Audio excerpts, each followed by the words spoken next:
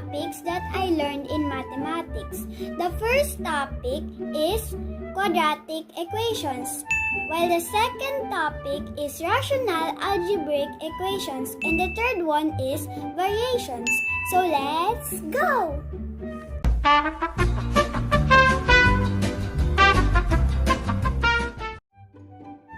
Quadratic equations. Topic 1. Quadratic equations are second-degree equations, and it should be in standard form. The formula for standard form is ax squared plus bx plus c equals 0.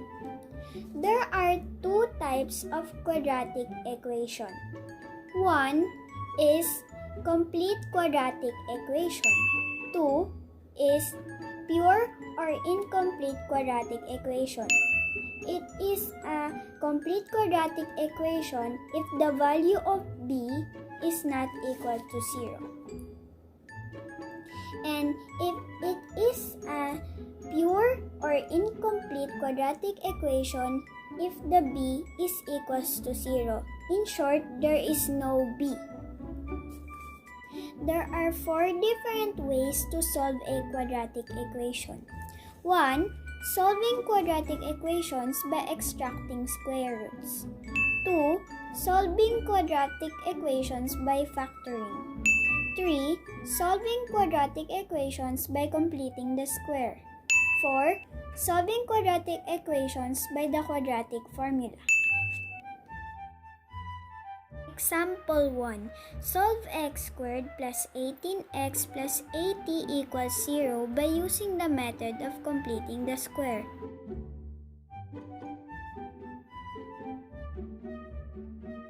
In this example, we're gonna use the method of completing the square. The main task in using this method is to produce a perfect square trinomial on the left side of the quadratic equation. Then, after that, use the squared property to solve the equation. We're gonna solve this example by using the method of completing the square. First, we're gonna transfer this to the other side by using the addition property of equality. So because we're gonna transfer it to the other side, we're gonna change its sign to negative 80. Next, we're gonna add the square of the half of b to make it a perfect square trinomial. So the b in this equation is 18 because the a is 1 and then the b is 18 and the c is 80. So we're gonna add it to the other side too.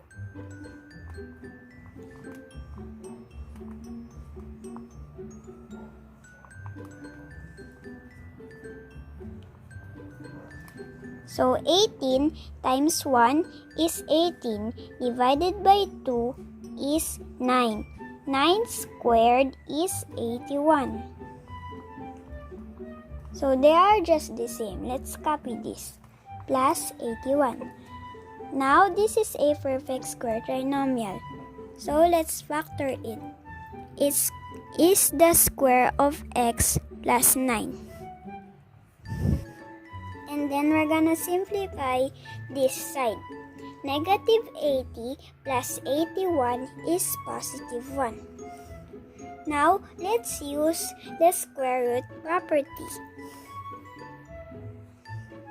So this will be x plus 9. And this one will be positive negative 1. So we're gonna move this 9 to the other side by using the addition property of equality. So we're gonna change its sign to negative 9. And now we're gonna separate these two signs and solve for x. So x equals positive 1 minus 9 or x equals negative 1 minus 9. So 1 minus 9 is negative 8. And then here, Negative 1 minus 9 is negative 10. So the values of x are negative 8 and negative 10.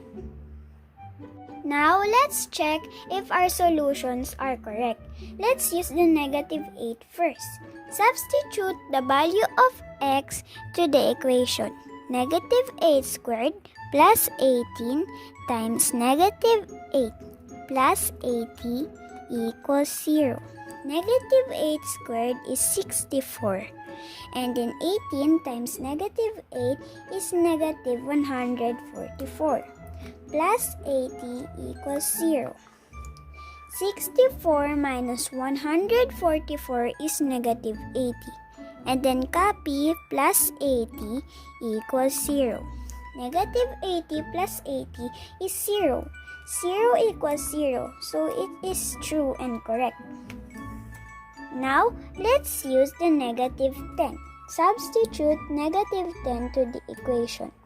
Negative 10 squared plus 18 times negative 10 plus 80 equals 0.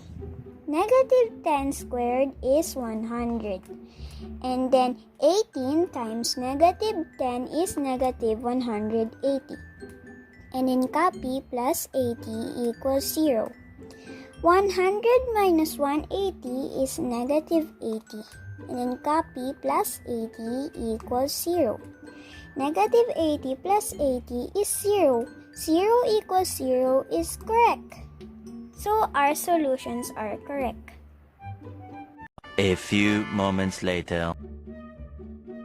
Rational algebraic equations, topic 2.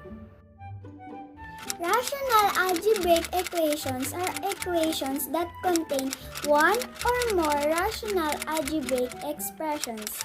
These equations can be reduced to polynomial equations by clearing off fractions.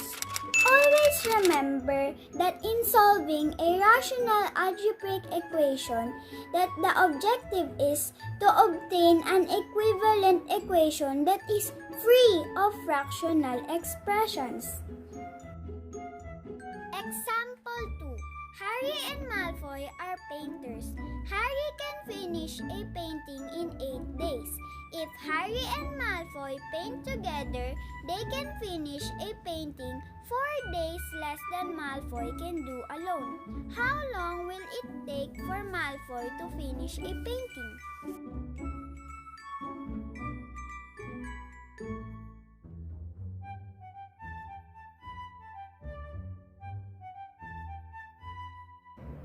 In this example, let's use x to represent the number of days for Malfoy to finish a painting, and then x minus 4 to represent the number of days for Malfoy and Harry to finish a painting, because it says here that they can finish a painting 4 days less than Malfoy can do alone. So that's why it is minus 4. And then 1 over 8. Let's write 1 over 8 because it says here that Harry can finish a painting in 8 days. Plus 1 over x, which is the number of days for Malfoy to finish a painting. And then 1 over x minus 4, the number of days for Malfoy and Harry to finish a painting. Now let's simplify this side by adding these two dissimilar fractions. First, let's find its LCD, which is 8x. So 8x divided by 8 is x, times 1 is x. So it is x over 8x. And in here, 8x divided by x is 8, times 1 is 8. So 8 over 8x. And then copy 1 over x minus 4. Let's combine this. X plus 8 over 8x equals 1 over x minus 4. Now, we will multiply the extremes and the means. So, these are the extremes and these are the means.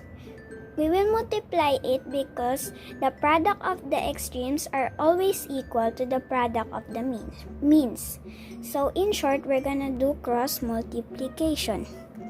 X plus 8 times x minus 4 equals 8x times 1. So x plus 8 times x minus 4. Let's multiply this using the FOIL method. So f is for first. X times x is x squared. And then O or the outer. So x times negative 4 is negative 4x. I for inner. Positive 8 times x is positive 8x. And then L for last. Positive 8 times negative 4 is negative 32. And then 8x times 1 is 8x. Now combine the like terms. X squared.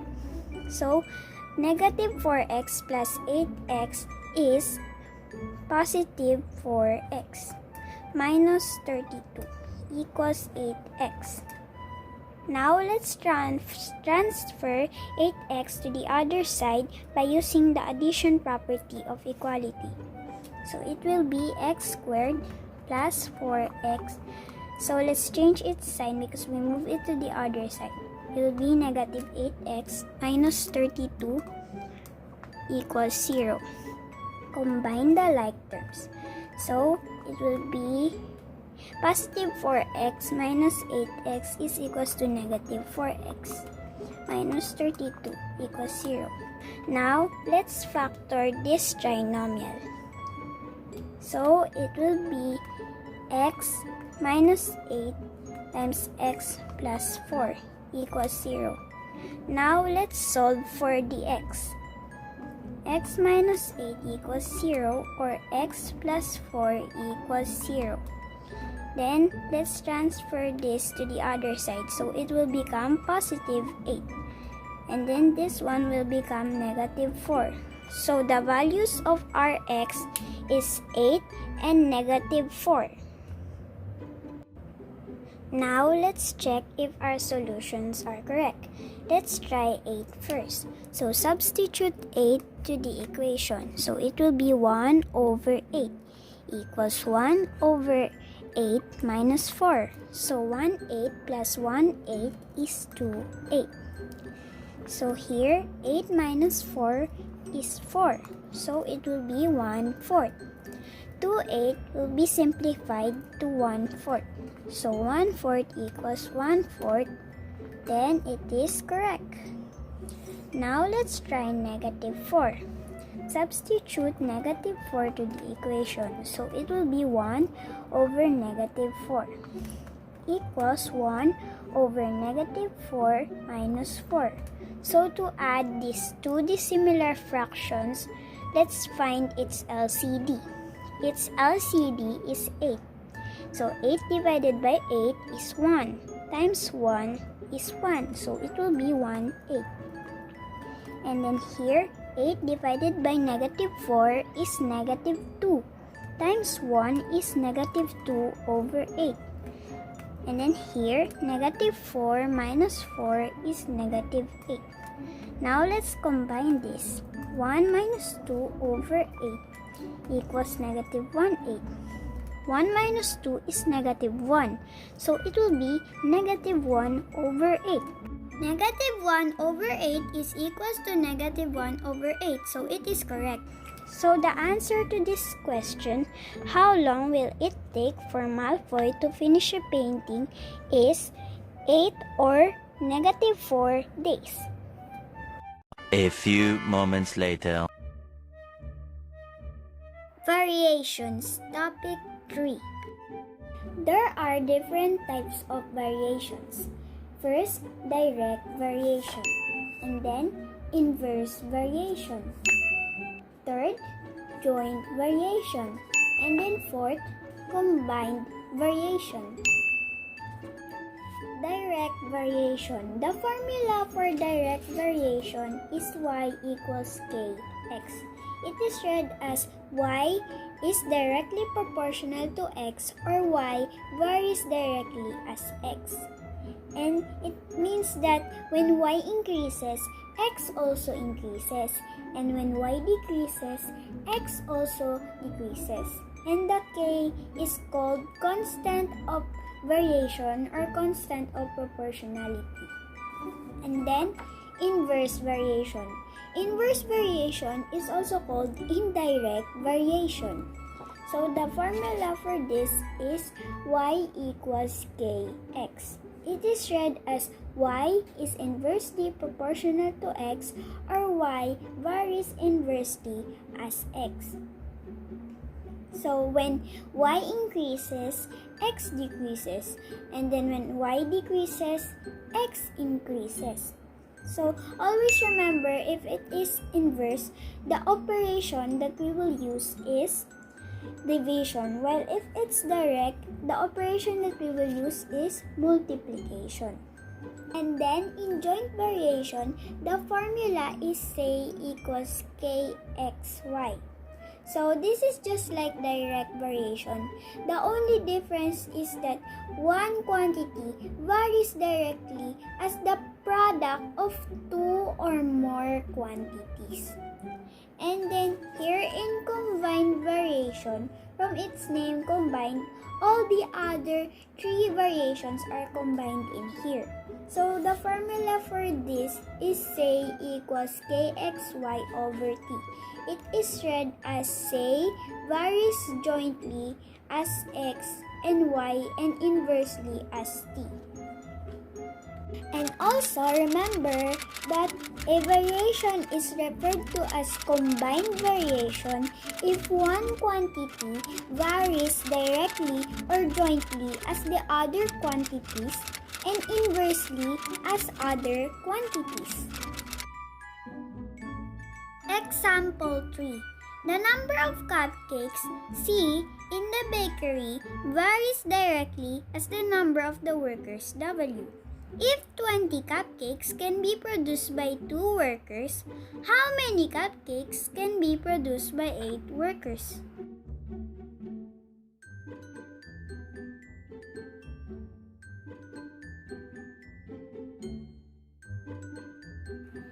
In this example, it says that the number of cupcakes in the bakery varies directly as the number of the workers.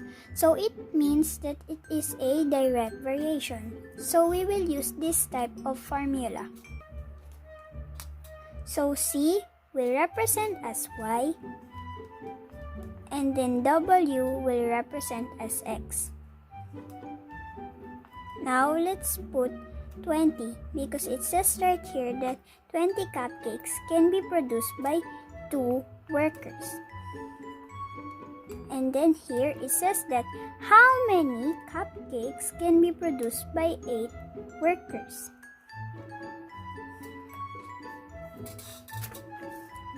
So let's substitute this given to this equation. First, we need to find this, the constant of variation, to solve this. So 20 equals k times 2. It will be 20 divided by 2 equals k.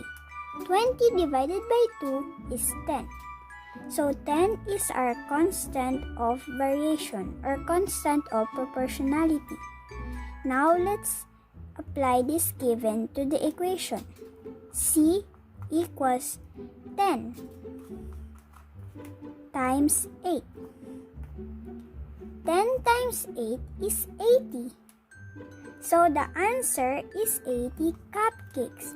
80 cupcakes can be produced by the 8 workers.